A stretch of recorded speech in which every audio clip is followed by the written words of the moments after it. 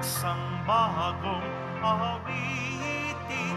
Magsiawit kayo sa Panginoon, buong sandaigdigan.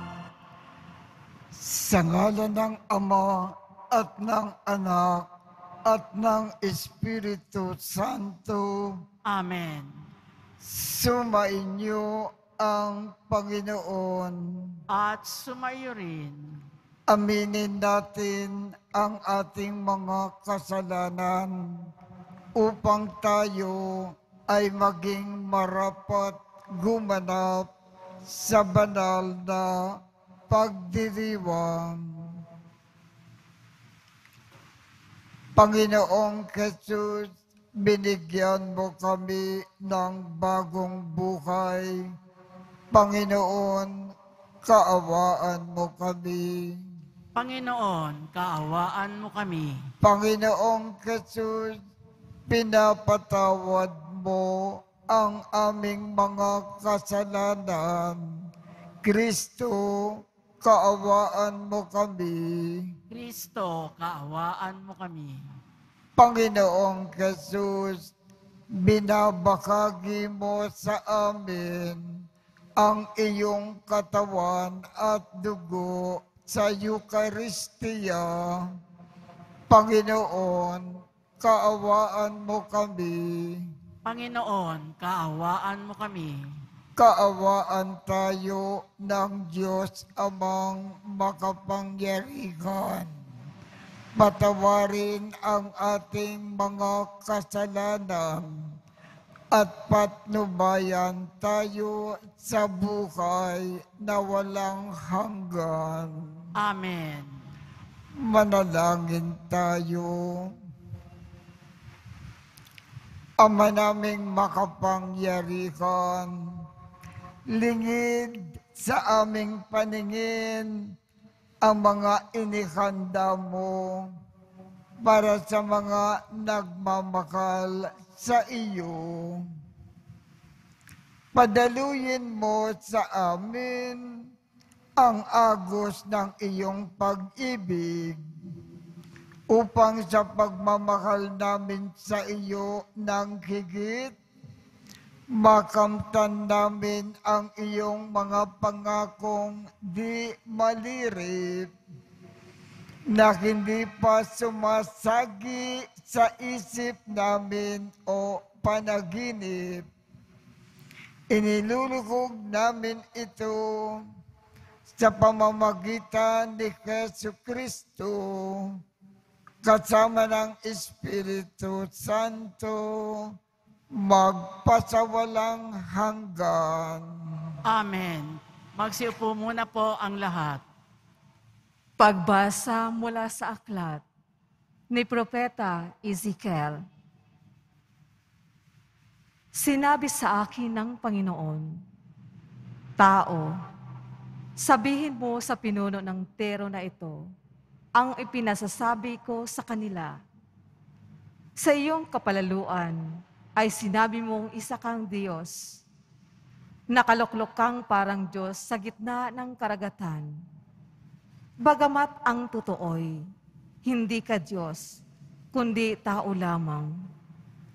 Pinipilit mong abutin ang isipan ng isang Diyos. Akala mo'y matalino ka pa kay Daniel. Akala mo'y alam mo na ang lahat ng bagay, kahit pa anong lihim. Sa dunong mo't kaalaman, ay nagkamal ka at nagkapabunto ng pilak at ginto.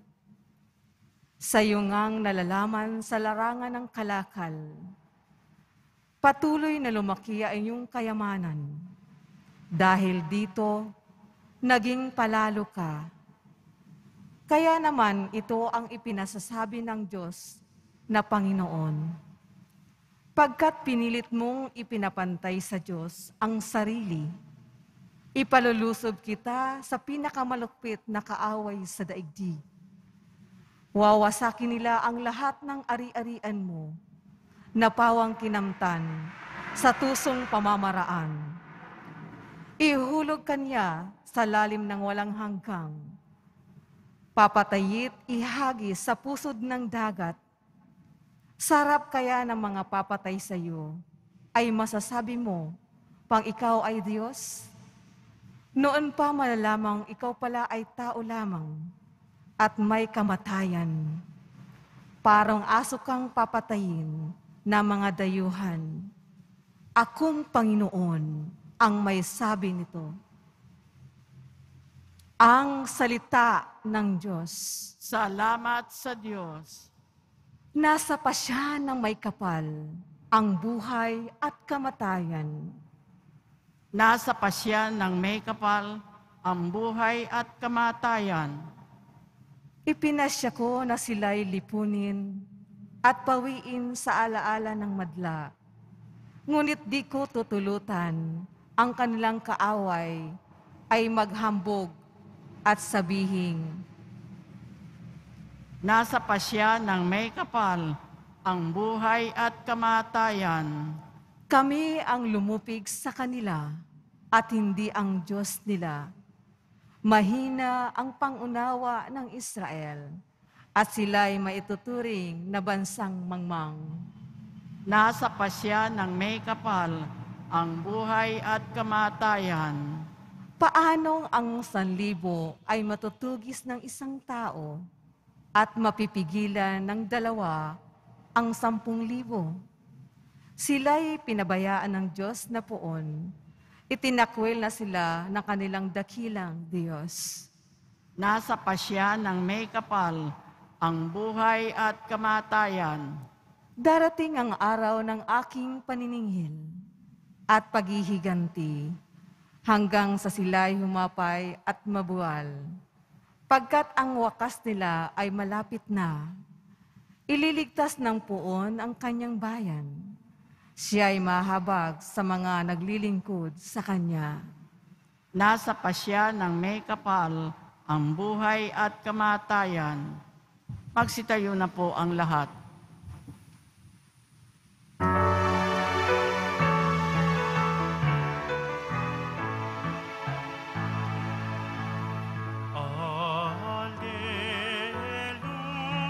Alleluia, Alleluia, Alleluia,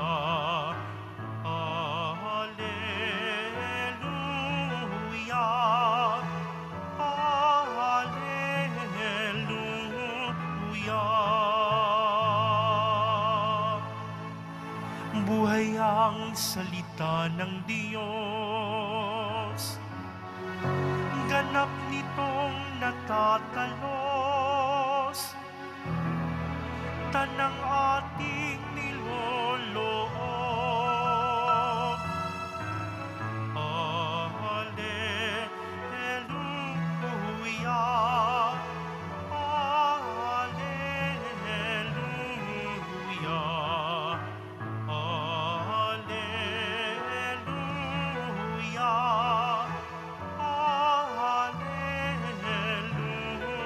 Alleluia. Sumainyo ang Panginoon. At sumayo rin Ang mabuting balita ng Panginoon ayon kay San Mateo. papuri sa iyo, Panginoon. Noong panahong iyon, sinabi ni Jesus sa kanyang mga alagad, ang talinghagang ito, ang paghahari ng Diyos ay katulad nito. Lumabas ng umagang-umaga ang may-ari ng ubasan upang humanap ng mga manggagawa. Nang magkasundo na sila sa upa na 1 denaryo maghapon, sila ay pinapunta niya sa kanyang ubasan. Lumabas siyang muli nang mag-iikat ng umaga at nakakita siya ng iba pang tatayo-tayo lamang sa liwasang bayan. Sinabi niya sa kanila, pumaroon din kayo at magtrabaho sa aking ubasan at bibigyan ko kayo ng karampatang upa. At pumaroon nga sila. Lumabas na naman siya ng mag-12 ng tanghali at ng mag-13 ng hapon. At gayon din ang ginawa niya. Nang mag-15 ng hapon, siya ay lumabas uli at nakakita pa ng mga ibang wala ring ginagawa. Sinabi niya sa kanila, bakit kayo tatayo-tayo lang dito sa buong maghapon? Wala pong magbigay sa amin ng trabaho. Sagot nila. At sinabi niya, kung gayon, pumaroon kayo at gumawa sa aking ubasan. Pagtatakip silim, sinabi ng may-ari ng ubasan sa kanyang katiwala, tawagin mo na ang mga manggagawa at sila ay upahan magmula sa huli hanggang sa unang nagtatrabaho. Ang mga nagsimula ng mag-15 ng hapon ay tumanggap ng tig-1 denaryo. At nang lumapit ang mga nauna, inakala nila tatanggap sila ng higit doon. Ngunit ang bawat isa ay tumanggap din ng 1 denaryo. Pagkatanggap nito, nagreklamo sila sa may-ari ng ubasan. Sabi nila, 1 oras lang pong gumawa ang mga huling dumating. Samantalang maghapon kaming nagpagal at nagtiis ng nakapapasong init ng araw. Bakit naman po ninyo pinapareho ang upa sa amin? At sinabi niya sa isa sa kanila, kaibigan, hindi kita dinadaya. Hindi ba nagkasundo tayo sa 1 denaryo? Kunin mo ang ganang iyo at umalis ka na. Maano kung ibig kong upakan ang nahuli ng tulad ng upa ko sa iyo? Wala ba akong karapatan gawin ang aking maibigan sa ari-arian ko?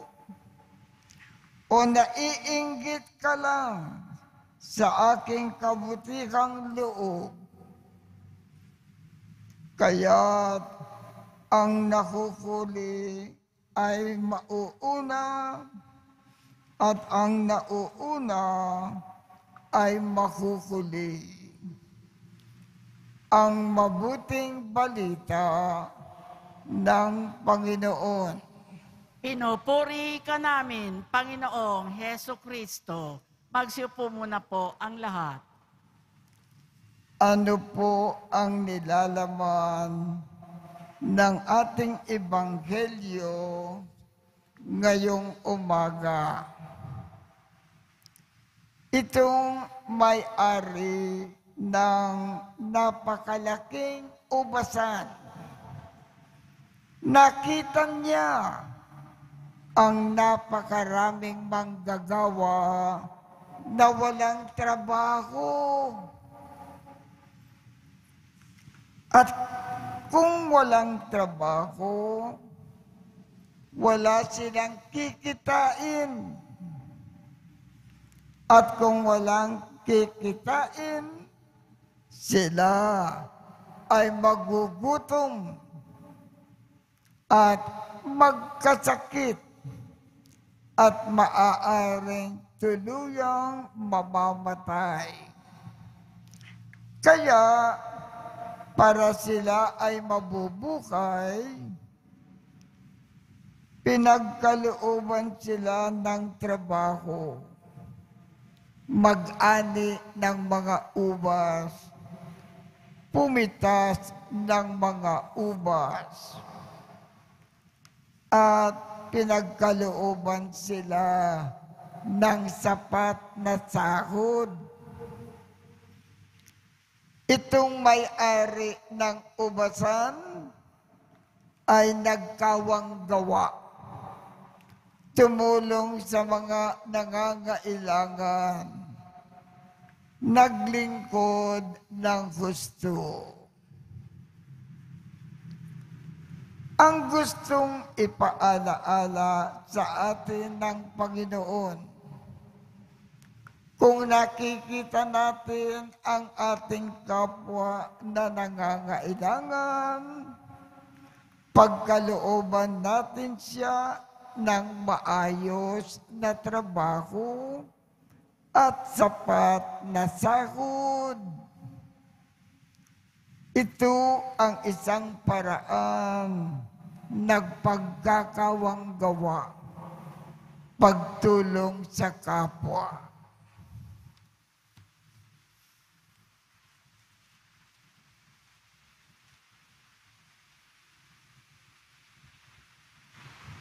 Magsitayo na po ang lahat.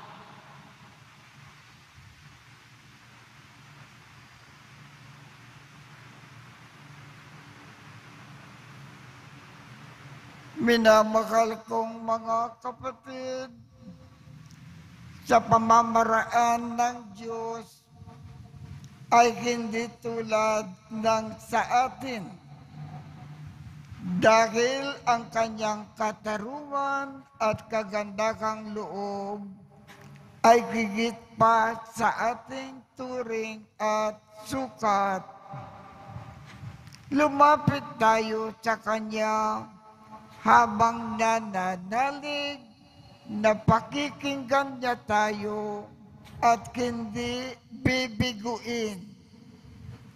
Ang ating tugon, Ama, sumasa amin nawa ang iyong kagandahang loob. Ama, sumasa amin nawa ang iyong kagandahang loob.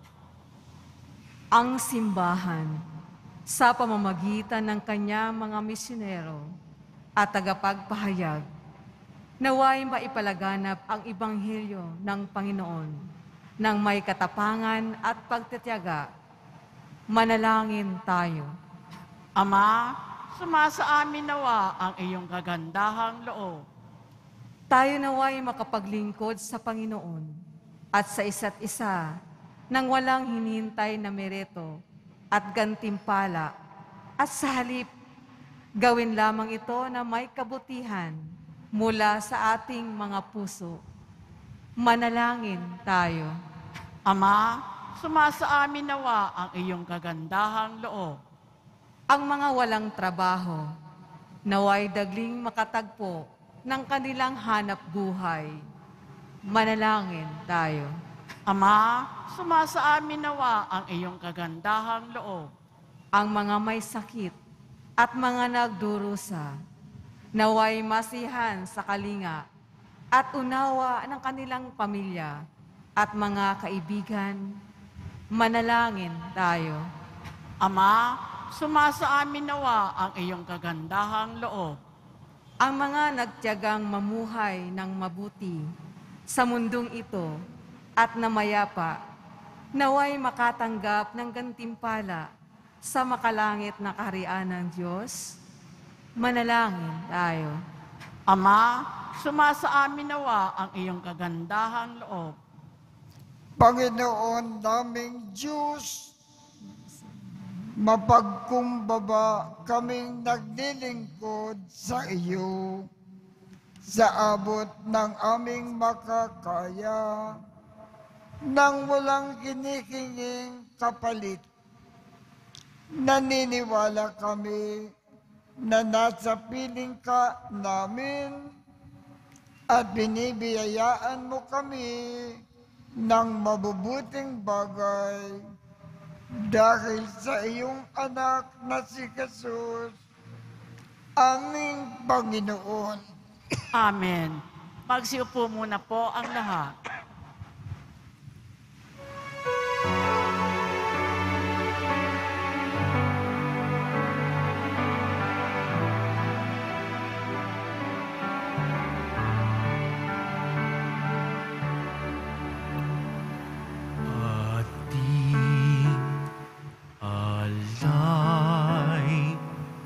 Na alak at tinapay mula sa ating ani sa lupain ng Diyos nating mahal, na siya na rin nagdulot na tayo'y may maihain sa hapag.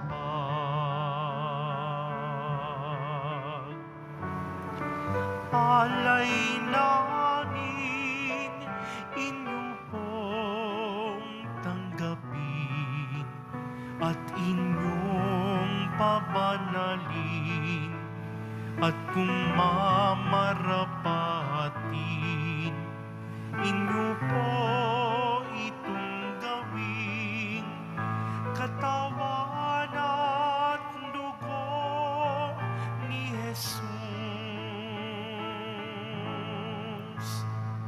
Ating alay na alak at tinapay mula sa ating ani sa lupain ng Diyos nating mahal, na siya na rin nagdulot na tayo'y may maihain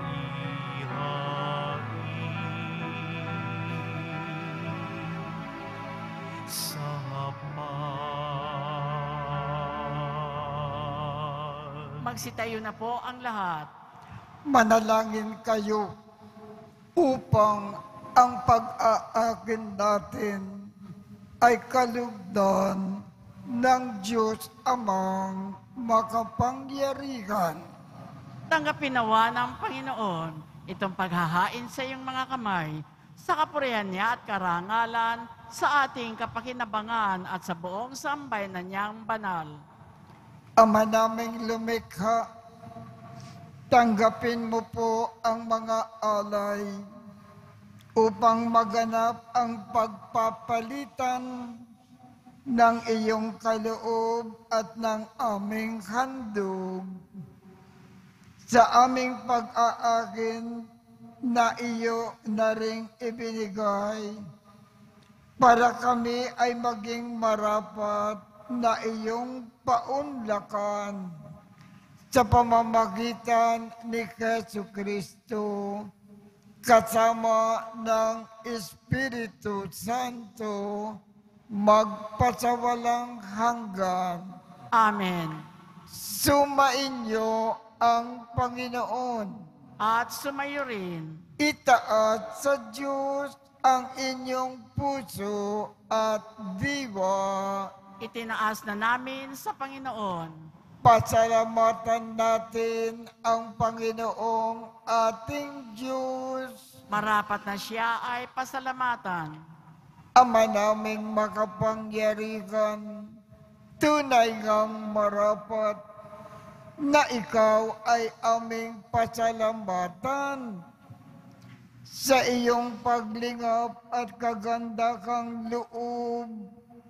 Ang tao ay nilikha mo at pinangangasiwa sa sansinukob. Sa kagad mo na siya ay iwastong lubos, siya ay pinagdusa mo sa kanyang pagtalikod. Sa iyong paggiliw, iyong ipinakintulot na makabalik siya sa pamamagitan ni Kristo Jesus. Kaya kaisa ng mga anghel na nagsisiawit ng papuri sa iyo nang walang kumpay sa kalangitan, kami ay nagbubunyi sa iyong kadakilaan. Santo, Santo, Santo, Panginoong Diyos ng mga hukbo, napupuno ang langit at lupa ng kadakilaan mo. Husana sa kaitaasan, pinagpala ang naparirito sa ngalan ng Panginoon. Husana sa kaitaasan, pagsiluhod po ang lahat. Ama naming banal, ikaw ang bukal ng tanang kabanalan. Kaya't sa pamamagitan ng iyong Espiritu, gawin mong banal ang mga kaloob na ito upang para sa amin ay maging katawan at dugo ng aming Panginoong Jesucristo. Bago niya pinagtiisang kusang loob na maging handog, hinawakan niya ang tinapay, pinasalamatan kanya, pinaghati-hati niya iyon, iniabot sa kanyang mga alagad at sinabi, "Tanggapin ninyong lahat ito at kanin. Ito ang aking katawan na ikakandog para sa inyo."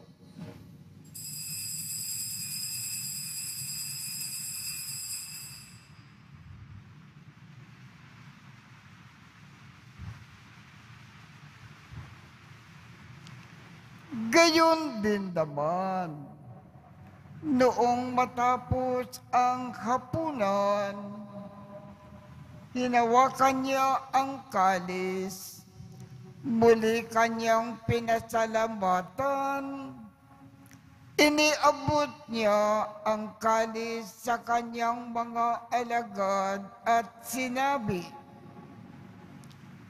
"Tanggapin ninyong lahat ito at inumin.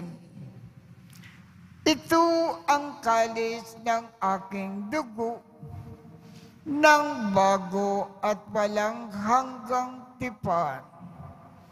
Ang aking dugo na ibubuhos para sa inyo at para sa lahat sa ikapagpapatawad ng mga kasalanan. Gawin ninyo ito sa pag-alaala sa akin."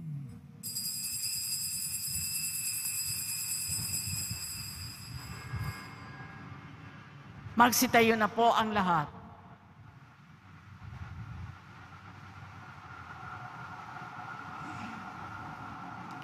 Ipagbunyi natin ang misteryo ng pananampalataya. Si Kristo'y namatay, si Kristo'y nabuhay, si Kristo'y babalik sa wakas ng panahon. Ama, ginagawa namin ngayon ang pag-aalala sa pagkamatay at muling pagkabuhay ng iyong anak. Kaya't iniaalay namin sa iyo ang tinapay na nagbibigay buhay at ang kalis na nagkakaloob ng kaligtasan. Kami ay nagpapasalamat dahil kami ay iyong minarapat na tumayo sa harap mo para maglingkod sa iyo. Isinasamo namin kaming magsasalo-salo sa katawan at dugo ni Kristo ay mabuklod sa pagkakaisa sa pamamagitan ng Espiritu Santo. Ama, lingapin mo ang iyong simbagang laganap sa buong daigdig. Puspusin mo kami sa pag-ibig. Kaisa ni Francisco, aming Papa, Jose, aming Obispo, at ng Tanang Kaparian. Alalakanin mo rin ang mga kapatid naming nakimlay nang may pag-asa na sila ay muling mabubuhay.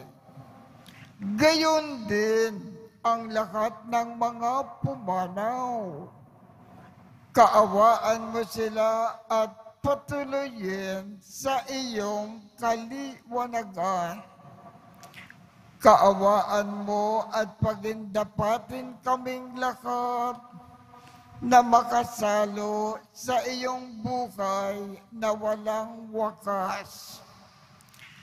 Kaisa ng mahal na Birhen Maria na ina ng Diyos, ng kabiyak ng puso niyang si San Jose, kaisa ng mga apostol, at ng lahat ng mga banal na namukay dito sa daigdig ng kalugod-lugod sa iyo. Maipagdiwang nawa namin ang pagpupuri sa ikararangal mo sa pamamagitan ng iyong anak na aming Panginoong Hesu Kristo. Sa pamamagitan ni Kristo, kasama niya at sa Kanya, ang lahat ng parangal at papuri ay sa iyo, Diyos amang makapangyarihan, kasama ng Espiritu Santo, magpasawalang hanggan. Amen.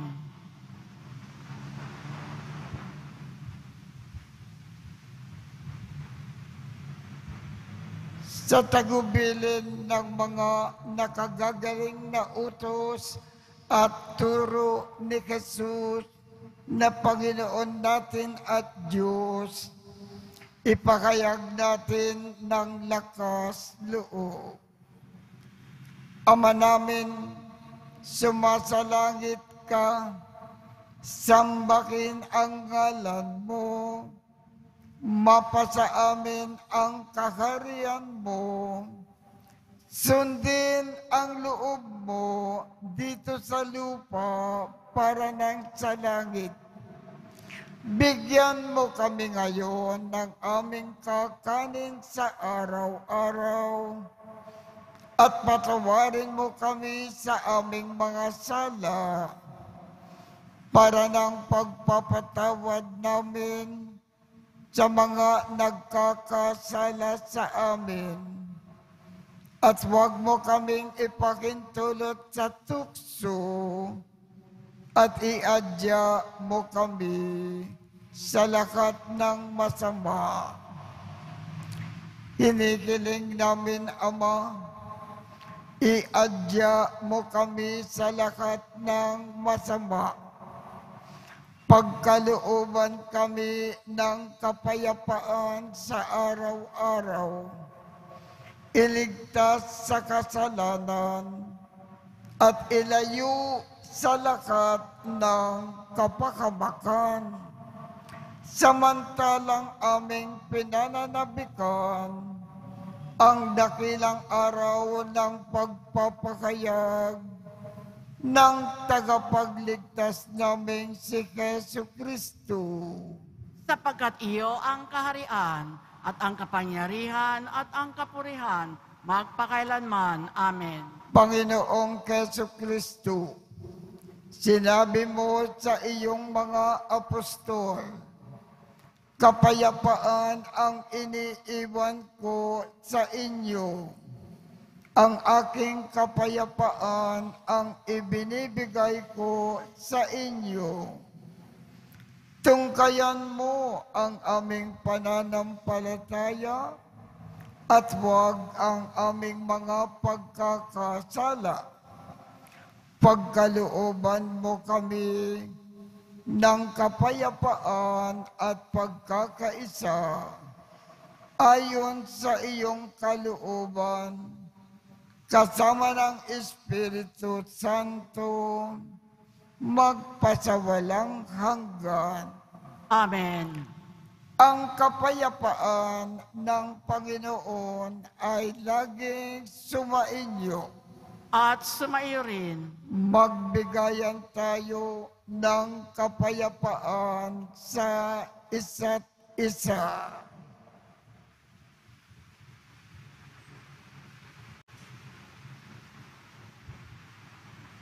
Kordero ng Diyos na nag-aalis ng mga kasalanan ng sanlibutan, maawa ka sa amin. Kordero ng Diyos na nag-aalis ng mga kasalanan ng sanlibutan, maawa ka sa amin.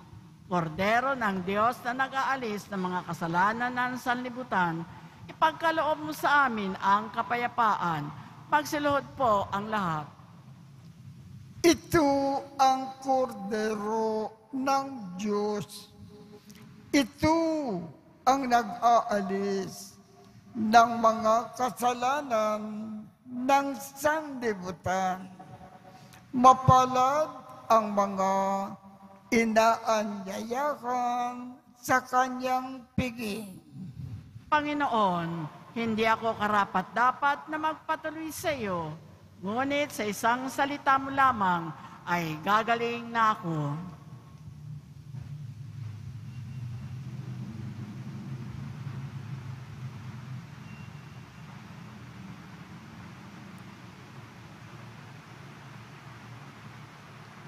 Ang katawan ni Kristo. Amen.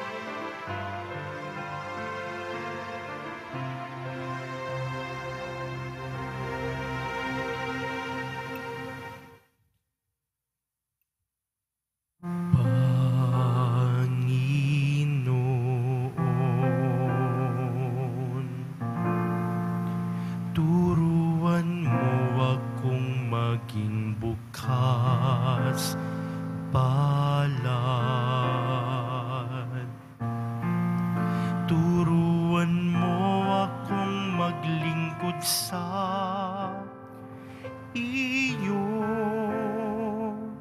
na magbigay ng ayon sa nararapat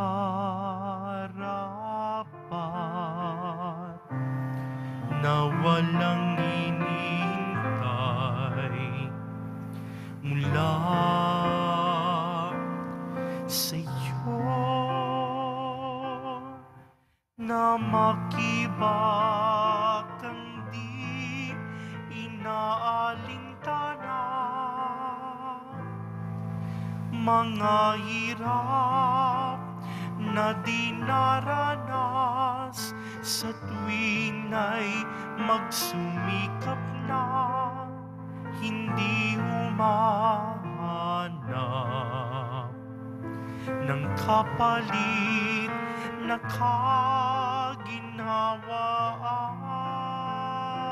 kaginhawaan na di naghihintay kundi ang aking mabatid na ang loob mo'y siyang sinusundan.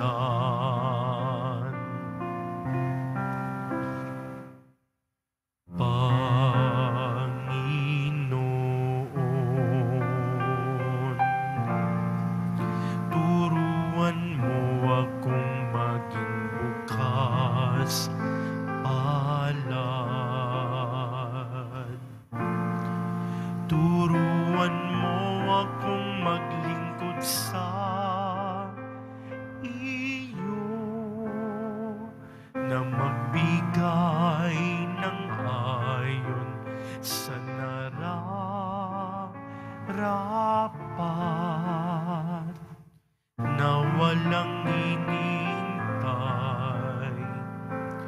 mula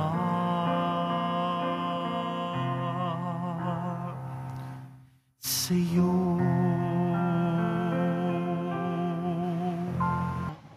Magsitayo na po ang lahat. Manalangin tayo. Ama naming mapagmahal, sa banal na pakikinabang na si Kristo ay aming pinagsaluhan. Hinihiling namin na kami ay maging katulad niya sa langit, pakundangan sa kanyang pagiging aming kaparis bilang tagapamagitan kasama ng Espiritu Santo magpasawalang hanggan. Amen. Sumainyo ang Panginoon At sumayo rin at pagpalain kayong lahat ng makapangyarihang Diyos, Ama, Anak, at Espiritu Santo. Amen. Tapos na po ang misa. Humayo tayong mapayapa. Salamat sa Diyos.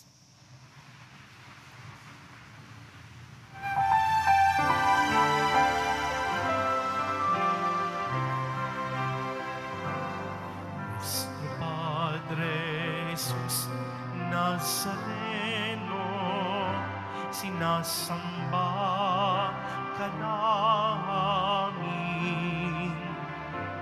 pinipintuho ka namin, aral mo ang aming buhay at kaligtasan. Nuestro Padre Jesus Nazareno, iligtas mo kami sa kasalanan. Ang krus mong kinamatayan ay sagisag ng aming kaligtasan. Nuestro Padre Jesus Nazareno, dinarangal ka na amin. Nuestro Padre Jesus Nazareno,